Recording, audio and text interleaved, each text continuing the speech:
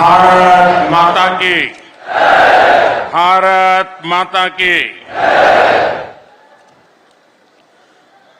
बाबा डूंगरदेव की, बाबा डूंगरदेव की। बदा भाई बहन ने राम राम। केम छो?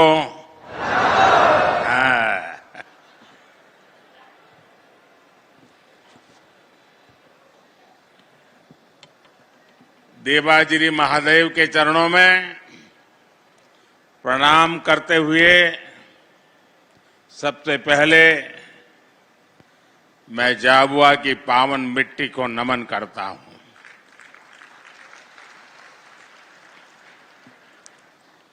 आप सब इतनी बड़ी संख्या में मुझे आशीर्वाद देने के लिए पधारे हैं।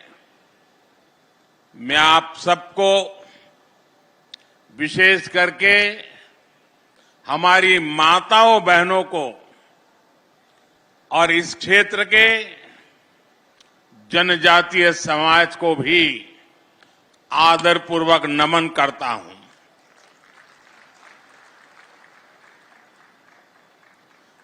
आप सबको देखकर मन में वैसी ही खुशी हो रही है जैसी अपने परिजनों से मिलकर के होती है।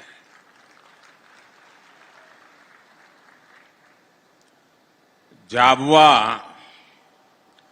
जितना मध्य प्रदेश से जुड़ा है उतना ही गुजरात से भी जुड़ा है। झाबुआ और इस पूरे इलाके की गुजरात से केवल सीमा ही नहीं लगती बल्कि दोनों तरफ के लोगों के दिल भी मजबूती से जुड़े हुए हैं।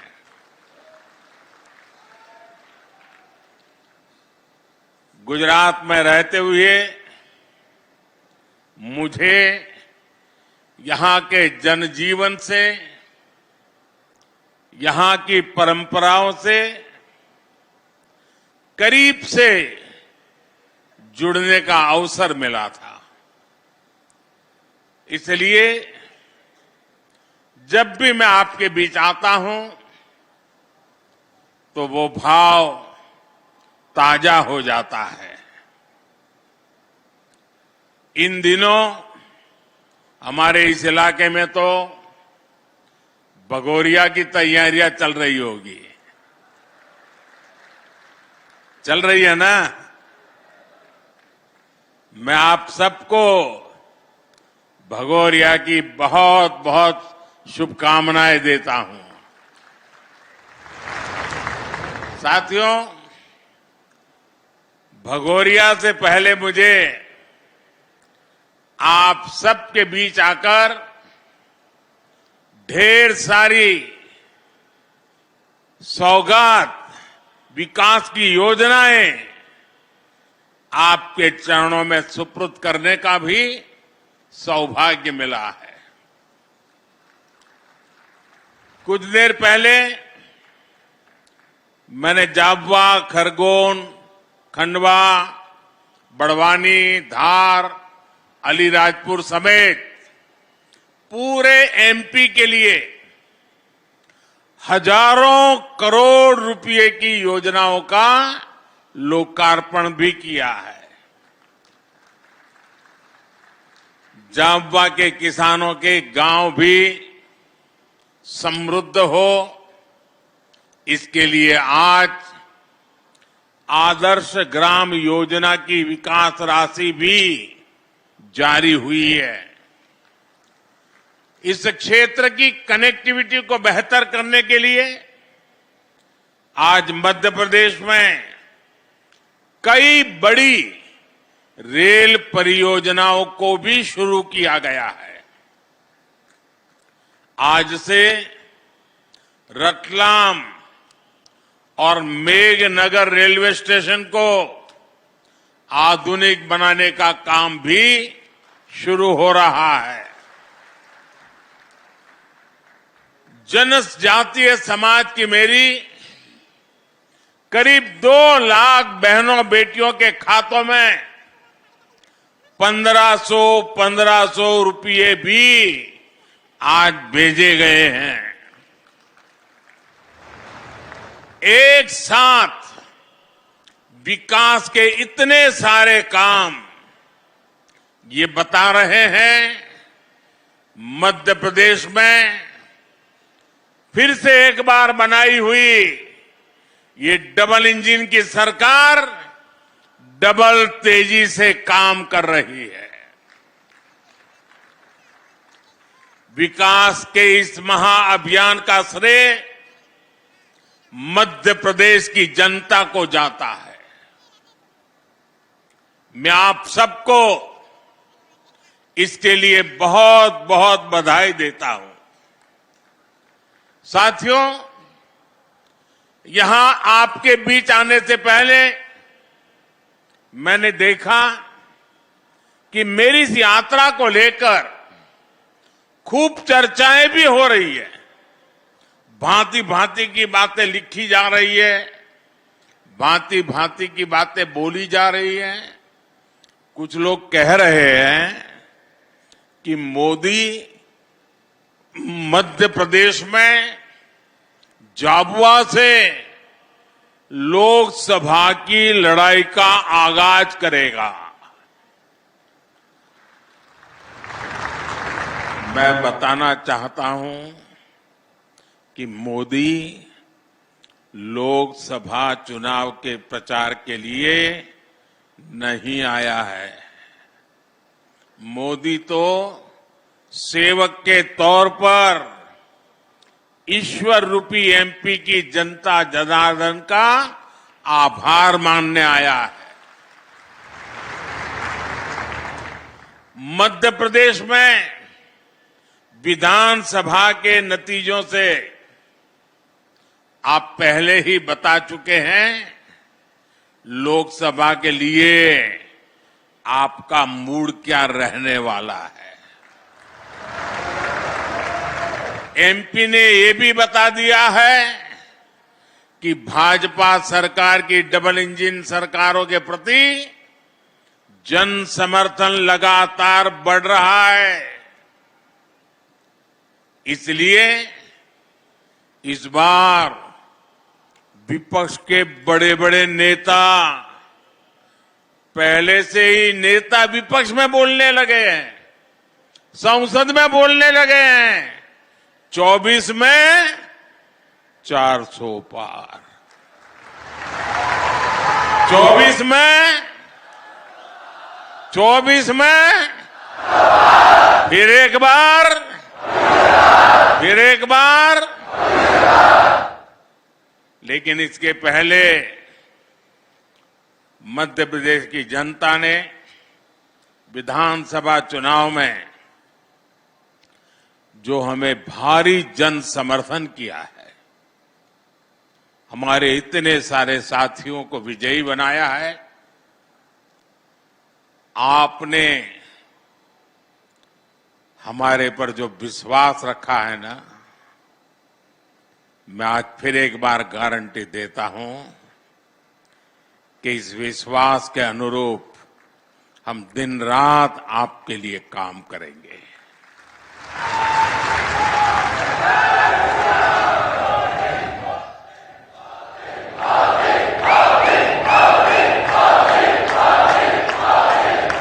साथियों, कुछ दिन पहले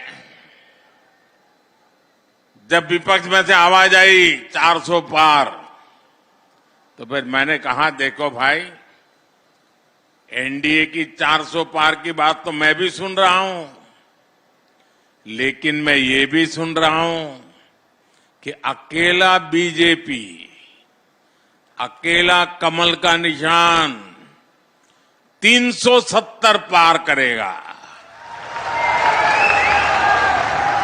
370 पार करना चाहिए कि नहीं करना चाहिए? 370 से ज्यादा सीट आनी चाहिए कि नहीं आनी चाहिए? लेकिन लाओगे कैसे? मैं आपको एक जड़ी बूटी देता हूं, दे दूं? मैं पब्लिकली जड़ी बूटी दे रहा हूं। देखिए, आपको बस आज से यहां से जाकर के एक ही काम करना है, ज्यादा नहीं, एक ही काम। क्या काम करना है?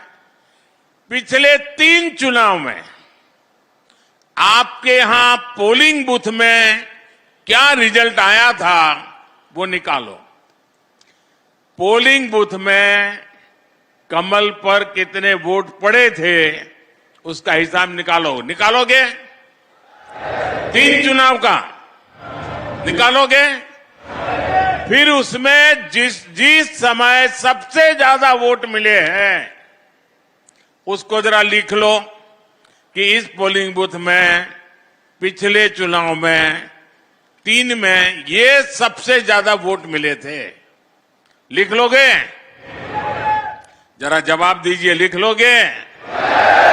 फिर आप तय करना कि अब जो ज्यादा से ज्यादा वोट बूथ में मिले थे उसमें इस बार 370 नए वोट जुड़ने चाहिए। करेंगे? यानी आपके पोलिंग बूथ में जितने वोट ज्यादा पहले मिले थे उसमें इस बार मेहनत करके 370 वोट ज्यादा लाना है। लाएंगे? हिसाब किताब करेंगे? एक एक मतदाता की सूची बनाएंगे? सरकार के काम उसको बताएंगे? उसने कौन कौन सी योजना का लाभ उसके घर तक पहुंचा है ये बताएंगे उसको। और जिसको अभी पहुंचा नहीं है उसको विश्वास देंगे कि मोदी जी फिर से आकर के काम पूरा करेंगे। बताओगे?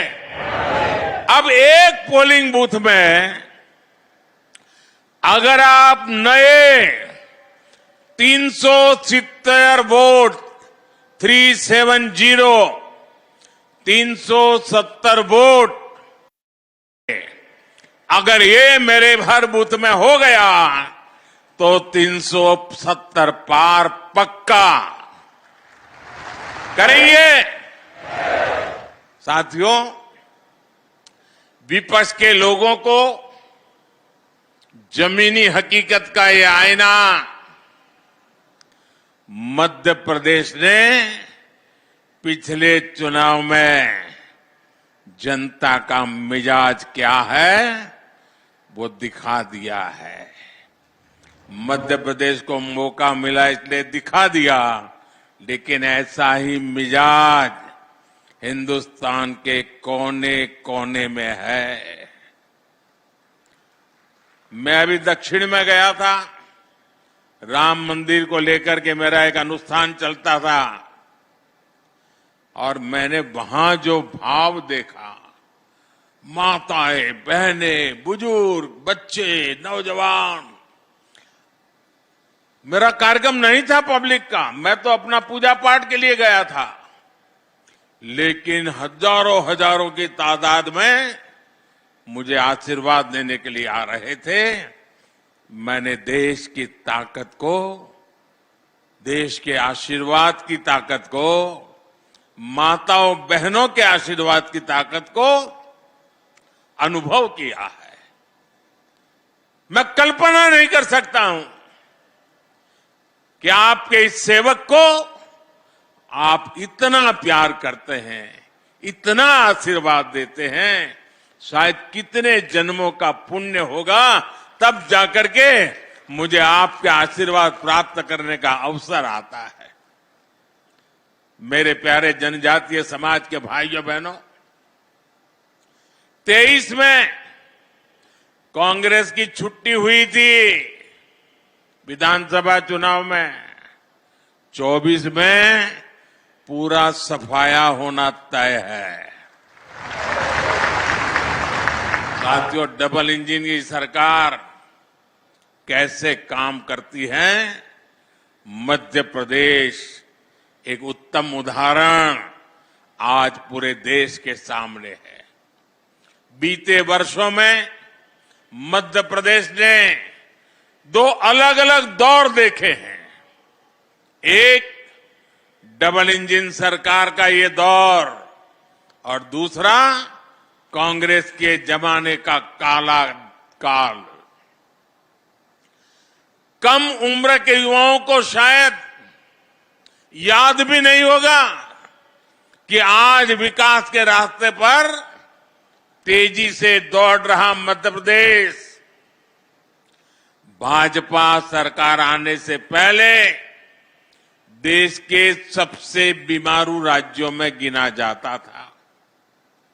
मध्य प्रदेश को बीमारू बनाने के पीछे सबसे बड़ी वजह थी गांव, गरीब और आदिवासी इलाकों को लेकर कांग्रेस का नफरत भरा रवैया।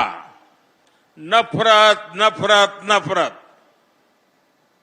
इन लोगों ने न कभी आदिवासी समाज के विकास की चिंता की, न उसके सम्मान के बारे में सोचा।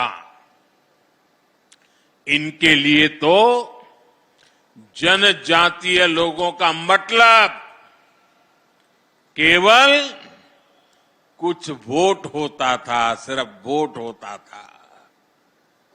इन्हें गांव, गरीब, पिछड़ा की याद तब आती थी जब चुनाव की घोषणा होती थी।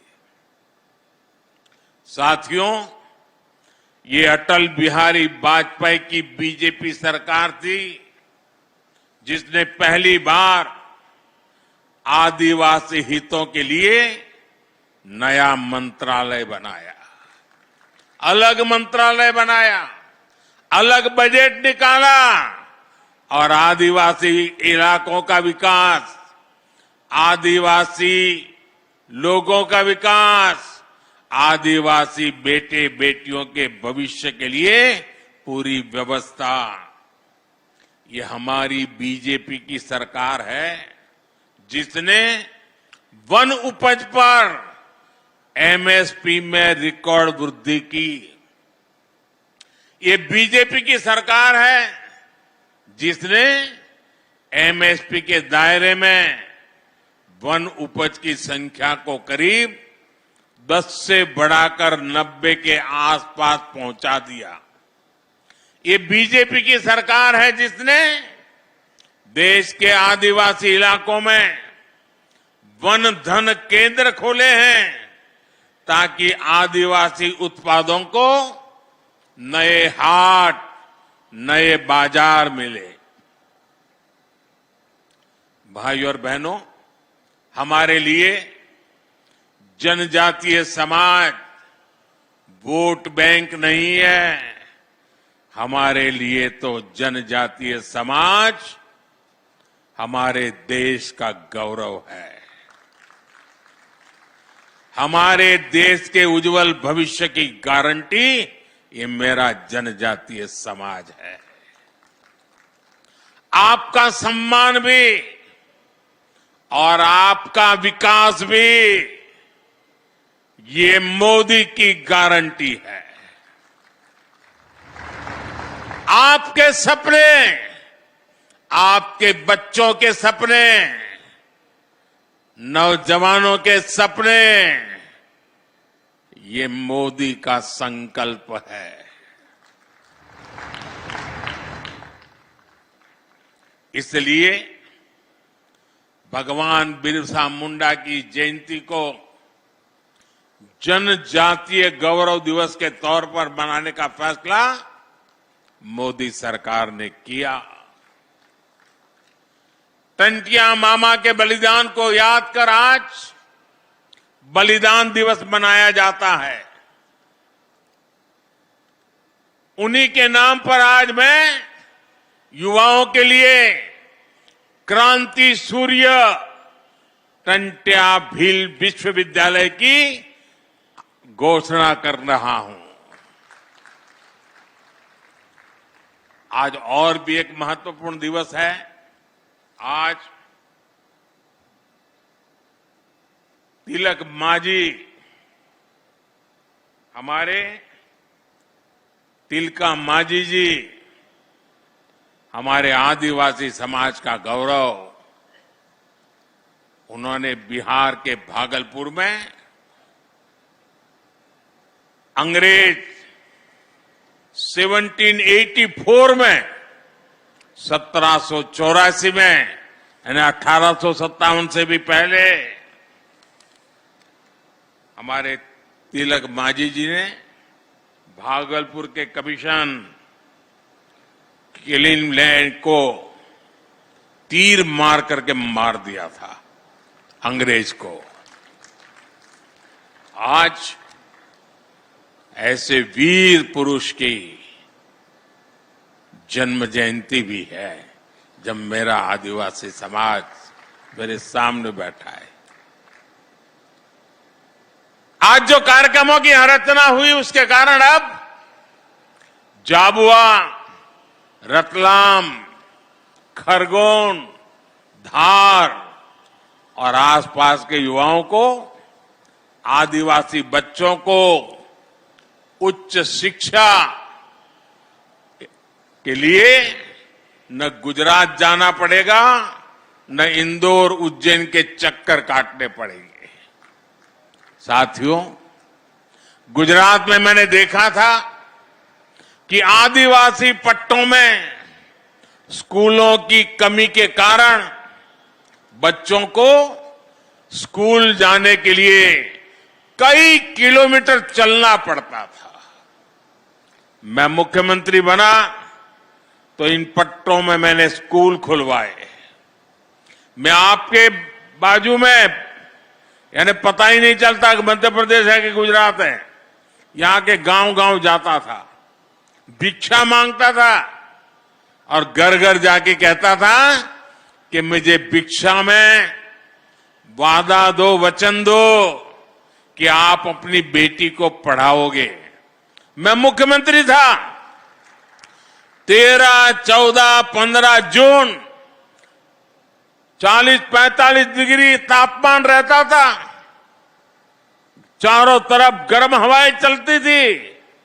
तब मैं झाबुआ के बगल में दाहोद के जंगलों में छोटे छोटे गांवों में जाकर के बेटियों को उंगली पकड़ करके स्कूल ले जाने का काम करता था। अब आदिवासी बच्चों के लिए मैं देश भर में एकलव्य आवासीय स्कूल खुलवा रहा हूं, रेसिडेंशियल स्कूल। कांग्रेस ने इतने वर्षों में, इतने साल उनको काम करने का अवसर मिला था, सिर्फ 100 एकलव्य स्कूल खोले थे, वो भी वहां जहां उनके बड़े बड़े बाबू बैठे थे। जबकि भाजपा की सरकार ने अपने 10 साल में ही इससे 4 गुना ज्यादा एकलव्य स्कूल खोल दिए हैं। एक भी आदिवासी बच्चा शिक्षा के अभाव में पीछे रह जाए, ये मोदी को मंजूर नहीं है। साथियों, हमारा आदिवासी समाज हजारों वर्षों से वन संपदा से अपनी रोजी रोटी चलाता है। कांग्रेस के समय आदिवासियों के उस अधिकार पर कानूनी पहरे लगा दिए गए थे। वन संपदा कानून में बदलाव करके हमारी सरकार द्वारा आदिवासी समाज को वन भूमि से जुड़े अधिकार लौटाए गए हैं। इतने वर्षों से आदिवासी परिवारों में सिकल सेल एनीमिया हर वर्ष सैकड़ों लोगों की जान ले रही थी। केंद्र और राज्यों में दोनों जगह कांग्रेस ने इतने वर्ष सरकार चलाई, लेकिन उन्होंने असमय मृत्यु को प्राप्त होते जनजातीय युवाओं की, बच्चों की चिंता नहीं की। उन्हें पता था कि भोले भाले आदिवासी लोग बीमारी के लिए उनकी सरकार को जिम्मेदार नहीं मानेंगे। ये चुनाव का मुद्दा नहीं होता था, लेकिन साथियों, हमारे लिए वोट नहीं, आपकी जिंदगी मायने रखती है। हमने वोट बैंक के लिए नहीं, आदिवासी समाज के स्वास्थ्य के लिए, सिकल सेल एनीमिया के खिलाफ अभियान शुरू किया है। ये कांग्रेस और हमारी नीयत में फर्क बताता है। ये नीयत का फर्क ही है कि आज हमारा आदिवासी समाज सम्मान के साथ विकास की दौड़ में आगे बढ़ रहा है। ये नीयत का ही फर्क है कि हमने मध्य प्रदेश को बीमारू राज्य से विकासशील राज्य बना दिया है। साथियों, आज स्वामित्व योजना के माध्यम से लोगों को उनकी जमीन के कागजात दिए जा रहे हैं। कुछ देर पहले यहां भी 1,75,000 लोगों को स्वामित्व अधिकार पत्र दिए गए हैं। ये अधिकार पत्र नहीं, ये आपकी जिंदगी में सुरक्षा पत्र भी है। ये सिक्योरिटी की गारंटी का पर्चा है। वो सुरक्षा पत्र जिनसे हमारे परिवारों को भूमि विवादों से सुरक्षा मिलती है। वो सुरक्षा पत्र जो हमारे परिवारों को सूदखोरों के कर्ज से सुरक्षा देते हैं।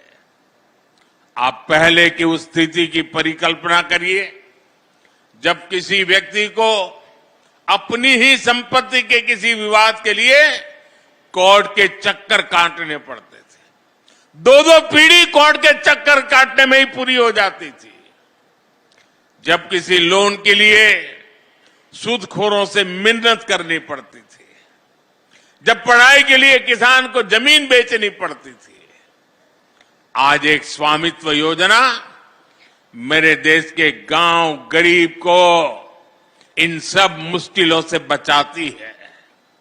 साथियों, आज जो सबसे वंचित है, सबसे पिछड़ा है, हमारी सरकार में वो सबसे पहली प्राथमिकता है। समाज में जो सबसे आखिरी वर्ग होता था, हमने विकास में उसे सबसे पहला दर्जा दिया। बेटा, तुम्हारा हाथ दुख जाए, दर्द करेगा, बहुत बहुत तूने किया। मिल गया मुझे बेटा, मिल गया मिल गया तेरा प्यार। अब तेरा हाथ दर्द करेगा बेटा। अब हाथ नीचे करो, मुझे मिल गया। शाबाश, समझदार हो। जो सबसे गरीब थे, आज सबसे पहले सरकार उनके लिए योजनाएं बनाती है। सबसे आखिरी गांव, सबसे आखिरी वर्ग, ये कौन लोग थे? इनमें से ज्यादातर हमारे दलित, आदिवासी, पिछड़ा, ऐसे वंचित समाज के लोग थे। इसलिए सबसे पिछड़े जनजातीय समूहों के लिए हमने पीएम जन मन योजना शुरू की। जो जनजातीय समाज अब तक विकास की मुख्य धारा से कटा हुआ था, जनमन योजना के तहत उनका तेज विकास शुरू किया गया है। इसका लाभ यहां इस क्षेत्र की बैरा, भारिया और सहरिया जैसे जनजातीय समूह को होने वाला है। मध्य प्रदेश के आदिवासी बहुल जिलों में हजारों करोड़ रुपए के कार्य पीएम जन मन योजना के तहत कराए जा रहे हैं। प्रधानमंत्री आदि आदर्श ग्राम योजना के जरिए झाबुआ के भी 550 गांवों में विकास के काम हो रहे हैं। भाइयों और बहनों, हमारी सरकार एमपी में आधुनिक इंफ्रास्ट्रक्चर पर भी उतना ही ध्यान दे रही है। कांग्रेस सरकार के 10 वर्षों में एमपी को रेलवे के विकास के लिए जितना पैसा मिला, आज हम उसे 24 गुना ज्यादा पैसा एमपी के लिए भेज रहे हैं। 24 गुना ज्यादा। आज भी मैंने करीब 3,500 करोड़ रुपए की रेल परियोजनाओं का लोकार्पण किया है। 3,500 करोड़ रुपए की लागत के नेशनल हाईवेज का भी आज लोकार्पण हुआ है। आप सोचिए, आज एक एक सेक्टर में एमपी के विकास के लिए हम इतना ज्यादा पैसा भेज रहे हैं। वो कौन से इलाके थे जहां रेल की, सड़क की, बिजली की, रोजगार की सुविधाएं नहीं पहुंचती थी? इनमें से अधिकांश जनजातीय और ग्रामीण इलाके ही थे, क्योंकि कांग्रेस को आपके गांव की नहीं, उनको तो अपने महलों की चिंता थी। कांग्रेस ने इन इलाकों की जो उपेक्षा की, उनके बनाए गड्ढे भरने के लिए आज हम पूरी मेहनत से काम कर रहे हैं। इसलिए कांग्रेस के लोकल नेता भी अपने आला कमान से कहने लगे हैं कि हम मोदी के खिलाफ वोट मांगने जाएं तो किस मुंह से जाएं? उन बेचारों की मुसीबत तो है। जो नेता अब पार्टी में थोड़े बहुत बचे हैं, उनमें भी कोई अब जिम्मेदारी उठाना नहीं चाहता है। सुना है कि इन दिनों मध्य प्रदेश कांग्रेस में अंदर खाने खूब भगदड़ भी मची हुई है। जनता की उपेक्षा करने वालों का यही हश्र होता है। कांग्रेस अब अपने पापों के दलदल में फंस चुकी है। वो उससे निकलने की जितनी कोशिश करेगी, उतना ही और धंसेगी।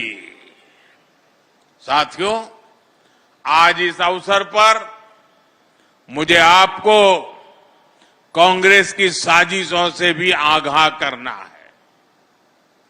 अपनी हार सामने देखकर कांग्रेस और उसके साथी अब अपने आखिरी दांव पेच इस्तेमाल करने में लग गए हैं। कांग्रेस और उसके दोस्तों की दो ही ताकत है। जब ये सत्ता में रहते हैं तब लूटते हैं, जब सत्ता से बाहर जाते हैं तो लोगों को लड़वाते हैं। यानी लूट और फूट, यही कांग्रेस की ऑक्सीजन है। इनको बंद करते ही कांग्रेस पार्टी का सियासी दम टूटने लग जाता है। ज्यादातर राज्यों में सरकार से बेदखल करके जनता जनार्दन ने इनकी लूट के रास्ते बंद कर दिए हैं। अब ये वापस कुर्सी पाने के लिए जाति के नाम पर भाषा के नाम पर, इलाके के नाम पर टूट करवाने में, फूट करवाने में लगे हुए हैं। लेकिन देश इनकी हरकतें देख रहा है। देश इनके मंसूबे सफल नहीं होने देगा। साथियों, कांग्रेस के भीतर आदिवासी समाज के लिए नफरत कूट कूट करके भरी पड़ी है। ये लोग आदिवासी समाज के वोट मांगने तो आपके पास आते हैं, लेकिन जब आदिवासी समाज से पहली बार एक महिला राष्ट्रपति का चुनाव लड़ती है तो कांग्रेस उन्हें रोकने के लिए, उन्हें हराने के लिए दीवार बनकर खड़ी हो जाती है। देश को कांग्रेस की वो करतूत याद है। चुनाव आने पर ये लोग बड़ी बड़ी घोषणाएं तो करते हैं, लेकिन मोदी जब हर गरीब के लिए, दलित, पिछड़ा, आदिवासी के लिए पक्के घर बनवाता है तो ये मोदी को गालियां देते हैं। मध्य प्रदेश में डबल इंजन सरकार ने करीब 45 लाख परिवारों को पक्का घर दिया है। 65 लाख से ज्यादा परिवारों को पानी के लिए नल के कनेक्शन मिले हैं। बीच में जितने दिन इनकी सरकार रही, इन्होंने गरीबों तक ये लाभ पहुंचाने से रोकने के लिए हर संभव कोशिश की थी। एमपी के लोग उनके वो पाप भूले नहीं है। तालवाड़ा बांध परियोजना के पूरा होने के बाद जाबवा, रतलाम और धार के हजारों गांवों को पानी पहुंचेगा। इन कामों के लिए इस क्षेत्र के लोगों को, यहां के मेरे आदिवासी भाई बहनों को इन कामों के लिए दशकों तक इंतजार करना पड़ा। लोग ये बातें भूलते नहीं हैं। कांग्रेस के लोग समझ लें, ये मेरे आदिवासी भाई बहन समय आने पर हिसाब चुकता कर देते हैं और पक्का चुकता करते हैं। जनता ने कांग्रेस को जो जवाब अब तक दिया है, वो तो अभी ब्याज का जवाब है। कांग्रेस का पूरा हिसाब तो अभी बाकी है। साथियों, डबल इंजन सरकार की मेहनत से एमपीए के, हमारे एमपी के युवाओं की, किसानों की, महिलाओं की अपनी एक पहचान बन रही है। यहां की पिथौरा पेंटिंग, गलसन माला, बाग प्रिंट साड़ी, सूट और जैकेट, इन सब के लिए बड़ा बाजार तैयार होने लगा है। मुझे पता चला है कि यहां की बहनों ने स्वयं सहायता समूह बनाकर शहद, पापड़, आचार और श्री अन्न का अपना ब्रांड भी शुरू किया है। सब जगह यहां के उत्पादों को खूब पसंद किया जा रहा है। इस बजट में हमारी सरकार ने लखपति दीदी बनाने के लक्ष्य को बढ़ाकर 3 करोड़ लखपति दीदी बनाने का लक्ष्य है मेरा। गांवों में स्वयं सहायता समूह में काम करने वाली 3 करोड़ दीदी लखपति दीदी बनेगी, ये मोदी की गारंटी है। लखपति दीदी अभियान का बहुत बड़ा फायदा महिला स्वयं सहायता समूह की बहनों को भी हो रहा है। केंद्र सरकार नमो ड्रोन दीदी अभियान के तहत देश के 15,000 स्वयं सहायता समूहों को आधुनिक ड्रोन भी देने जा रही है। बहुत ही जल्द नमो ड्रोन दीदी झाबुआ में भी कृषि क्रांति करती हुई दिखाई देने लगेगी। साथियों, आदिवासी शिल्प, कला और उत्पादों की तो अब देश और दुनिया में पहचान बन गई है। आदिवासी समाज के पारंपरिक हुनर को रोजगार के अवसरों को बदलने के लिए हमने जो प्रयास किए हैं उनके परिणाम भी आने लगे हैं। आदिवासी कला और उत्पादों के लिए दिल्ली में इन दिनों आदि महोत्सव भी चल रहा है। आदि महोत्सव में पूरे देश और दुनिया से लोग आते हैं। जिस समाज को पिछली सरकारों ने पिछड़ा बताकर जंगल तक सीमित कर दिया था, आज उसका गौरव पूरा विश्व जान रहा है। मुझे विश्वास है आप सबके आशीर्वाद से ये मध्य प्रदेश के विकास की जो संकल्प यात्रा शुरू हुई है वो और गति से आगे बढ़ेगी। आप सब इतनी बड़ी संख्या में आए और आज पूरे देश में आदिवासी क्षेत्रों में लोग टीवी के माध्यम से स्थानीय लोग इकट्ठे होकर के इस कार्यक्रम में हमारे साथ जुड़े हुए हैं। जो लोग दूर से हमारे साथ जुड़े हुए हैं उनके साथ, और जो इतनी बड़ी तादाद में आए हैं उन सबका मैं हृदय से बहुत बहुत धन्यवाद करता हूं।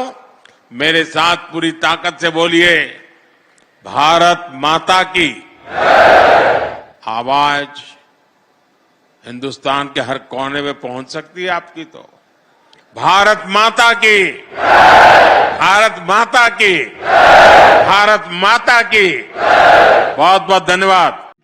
रोजगारको निम्ति सुनौलो अवसर दुबईको निम्ति सेक्युरिटी गार्ड चाहिएको छ। यदि तपाईहरू पनि दुबईमा काम गर्न चाहनुहुन्छ भने आजै लाहेज end Sultan company future vision कन्सल्टेन्सीमा सम्पर्क गरेर उक्त कामको जानकारी लिनुहोस्, जसको अन्तर्वार्ता 19 फरवरी सोमबारको दिन होटल सरोवर 3 माइल सेवक रोड सिलगढीमा हुन गइरहेछ। विवरण यस प्रकार छ। पुरुषको उचाइ 5-6 इन्च अनि माथि, कक्षा 10 उत्तीर्ण, उमेर 21 देखि 38 वर्षसम्म, वेतन 40,628 दिन कार्य हेतु 30 दिन कार्य हेतु 45,200, अनुभवी एक्स आर्मी, बस्न यातायात, हेल्थ इन्सुरेन्स आदिको सुविधा। अधिक जानकारीको लागि स्क्रिनमा दिएको ठेगाना एवं नम्बरमा सम्पर्क गर्नुहोला। सम्झनुहोस्, Lahej and Sultan company future vision consultancy Siliguri.